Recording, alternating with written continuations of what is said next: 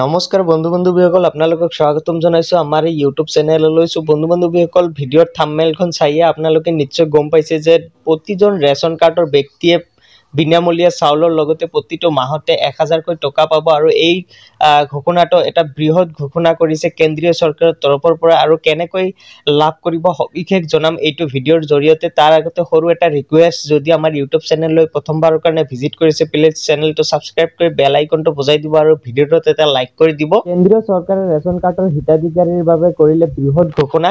Ration card থকা সকলে লাভ কৰিব প্ৰতি মাহে 1000কৈ টকা। আৰু এই টকাটো কেনেকৈ আপোনালোকে লাভ কৰিব, আপোনাৰ কি কি নথিপত্ৰৰ প্ৰয়োজন হ'ব সবিশেষ জনাম এইটো ভিডিঅ'ৰ জৰিয়তে। লাখ লাখ ৰেচন কাৰ্ডৰ হিতাধিকাৰীৰ বাবে ভাল খবৰ।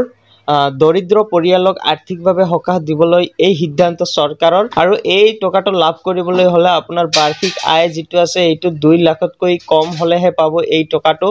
আৰু প্ৰত্যেকজন হিতাধিকাৰীৰ বেংক একাউণ্ট থাকিব লাগিব আৰু বেংক একাউণ্টত পোনপটীয়াকৈ জমা কৰি দিয়া হ'ব এইটো ধন। চলিত বৰ্ষৰ 1 জুনৰ পৰা আৰম্ভ হ'ব এই আঁচনি। ৰাজ্যিক খাদ্য আৰু অসামৰিক যোগানৰ ৱেবছাইটত কৰিব পাৰিব আবেদন। আপোনালোকে এই ৰাজ্যিক খাদ্য আৰু অসামৰিক যোগানৰ ৱেবছাইটত কৰিব লাগিব আবেদনটো।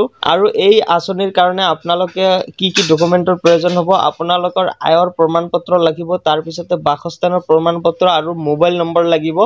লগতে প্ৰয়োজন হ'ব ৰেচন কাৰ্ড, আধাৰ কাৰ্ড, বেংক পাছবুক।